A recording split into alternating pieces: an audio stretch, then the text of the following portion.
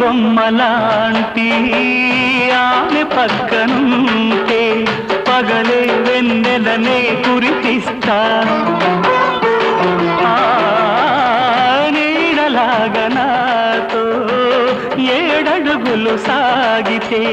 ఇలలో స్వర్గంనే సృష్టిస్తా రసరమ్యం ఆ రాగ విలాసం రసరమ్యం ఆ రాగ విలాసం వసివాడదు అది ఆ జన్మాంతం అందమైన నా ఊహల మేడకు ఆవిడమణి దీపం అంది అందని నాశలకు ఆమె ప్రతిరూపం ఆ తలపే